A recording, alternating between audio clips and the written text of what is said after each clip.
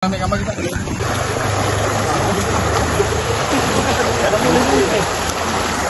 Malaysia dilihat tidak lagi menjadi destinasi utama bagi warga Indonesia untuk datang mencari peluang pekerjaan. Video ni khas untuk pendatang haram, warga asing yang masuk ke Malaysia. Korang nak balik beraya Aidilfitri kali ni tak? Benarkah orang Indonesia tak suka bekerja dekat Malaysia? Assalamualaikum warahmatullahi wabarakatuh. Jumpa lagi para sahabat dan teman-teman dengan Mas Farhan. Gimana kabar-kabarnya? Semoga kalian semua sehat-sehat sahaja. Dan yang baru bergabung di videonya Mas Farhan, jangan lupa bantu sokongannya dengan like, komen, share dan subscribe-nya. Terima kasih banyak-banyak yang sudah bantu sokong di channel ini. Semoga kalian semua dimurahkan rezekinya, dipanjangkan umurnya, dijauhkan dari malak bahaya oleh Allah Subhanahu wa taala. Amin amin ya rabbal alamin. Oke para sahabat dan teman-teman, di video kali ini Mas Farhan akan nge-reaction sebuah video yang sudah di-tag di TikTok Mas Farhan tentang banyak pekerja dari Indonesia yang katanya lebih memilih bekerja ke Jepang, ke Korea ataupun ke Hong Kong daripada ke Malaysia. Dan di sini Mas Farhan tidak bisa memberikan secara detail ya, kalau memang mungkin kemarin ada kekacauan tentang yang dar-der-dor itu ya. Ya mungkin di situ lebih ketat di perairan di sana itu, di semua perbatasan sekarang diperketat para sahabat. Karena dari dulu diperketat malah bocor lagi macam itu. Boleh masuk secara dengan senang hati macam itu, masuk secara haram pun mereka itu seperti ada tekong, ada agensi itu ada yang nge-backing dari belakang macam itu. Dan sekarang itu tak ada backingan para sahabat. Sekarang mana yang salah langsung dikenakan denda dan juga dikenakan masuk penjara macam itu para sahabat. Makanya sekarang itu banyak warga kita itu tak suka bekerja dengan Malaysia, pergi ke Malaysia macam itu.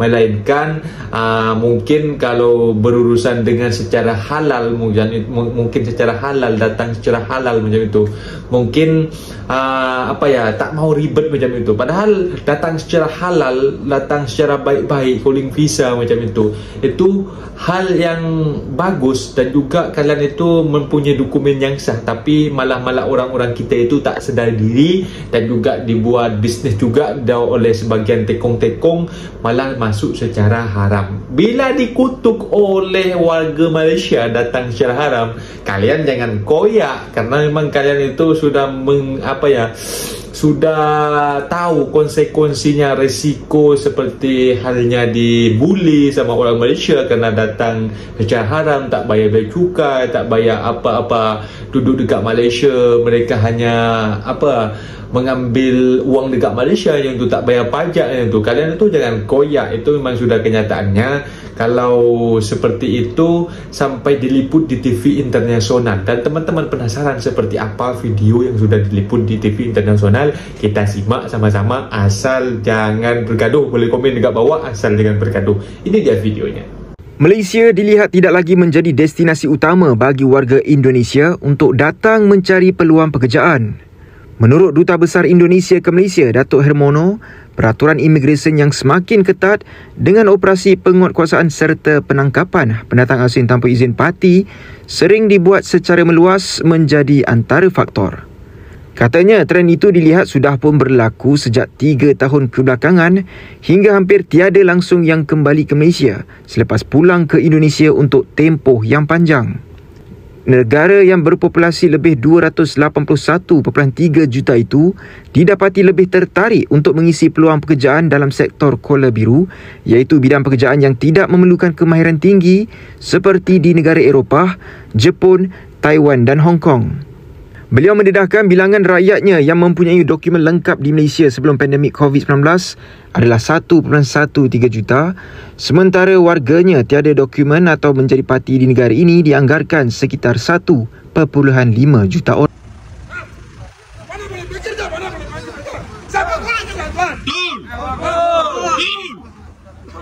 Mana boleh bekerja, tuan? Semua kuning juga, tuan. Boleh niarin dia biasa buat semua, boleh kah? Cakap lah tuan, tuan tak tahu kah cakap? Mana ada rule? Bukan bekerja kulit tuan.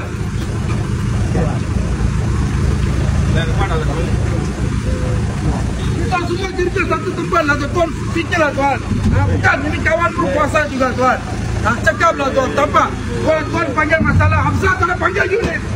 Kenapa tak panggil Yudin? Lapar dia bayar. Tahu tak tuan? Lapar dia bayar. Sekarang dia tuan berhenti. Dia lawan sama saya. Tahu tak tuan? Panggillah tuan. Ini ada. Saya ini macam aku nak cakaplah tuan. Berapa kali saya kurang cakap tuan? Tengok sekarang masalah tuan. Tengok sekarang. Tengok sendiri tuan. Sendiri tengoklah tuan. Saya pun kerja juga. Saya pun tuan mereka kerja juga tuan. Saya semalam pun meeting itu macam juga cakap. Cakap Yudin. Sekarang Yudin sudah terus tuan. Apa mau cakap tuan cakap? Apa mau cakap? Orang kerja tengok tuan. Semua ada masalah tuan. Ada masalah family ada. Tuan pun ada family. Saya pun ada family. Semua ada family. Pagi-pagi dia orang sudah mari. Kamu kerja sekarang apa mau cakap? Saya pun hantar semua cakap. Apa mau cakap?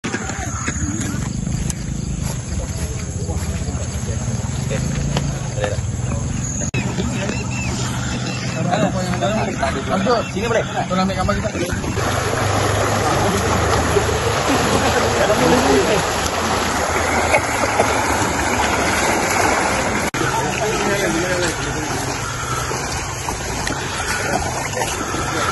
Nah, itu dia para sahabat dan teman-teman video yang sudah kita simak, bahkan sudah menyebar di TV-TV internasional. Katanya orang Indonesia tak suka datang ke Malaysia. Kok baru-baru ini, kok Mas Farhan sudah berapa tahun bekerja dekat Malaysia, malah Mas Farhan suka bekerja dekat Malaysia dengan alasan gajinya juga yang setimpal dan juga mendapatkan bos yang baik.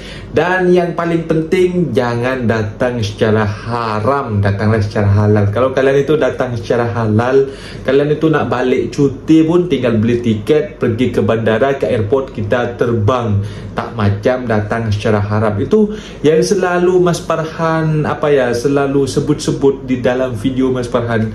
Buat para sahabat jangan datang secara haram gitu. Karena Mas Farhan sudah tahu lika-liku anak rantau berada di negara orang. Kalau datang secara haram itu mestinya banyak haluan dan juga rintangan yang harus mereka lalui, seperti halnya dikejar polis, seperti halnya juga dikejar immigration, diburu oleh immigration, ketika tidur pun tak lenyap para sahabat. Makanya kalau adanya seperti itu, semoga nanti bakal kurang adanya pendatang-pendatang haram ataupun stop sama sekali para sahabat. Dan di sini pemerintah Malaysia atau kerajaan Malaysia, bukan mereka itu tak baik. Kalau menurut Mas Farhan betul-betul baik.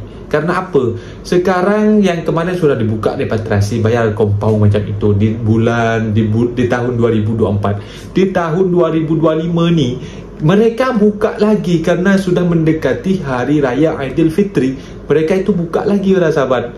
Karena orang yang duduk secara haram dekat Malaysia, yang mau balik beraya dekat kampung, tak mau menetap, tak mau menjadi pendatang haram dekat Malaysia, balik-balik sahaja. Kita serah diri, ada program serah diri repatriasi bagi orang pendatang haram yang tanpa dokumen yang sah dekat Malaysia.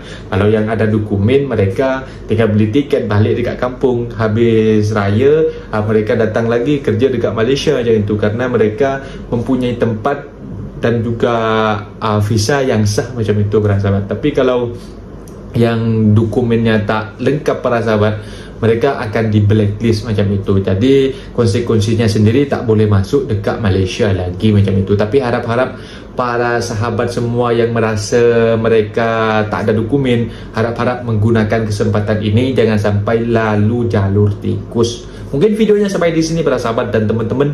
Apabila ada kata benda yang silap, Mas Farhan minta maaf sebesar-besarnya. Mohon dibenarkan di kolom komentar. Mas Farhan undur diri. Wassalamualaikum warahmatullahi wabarakatuh.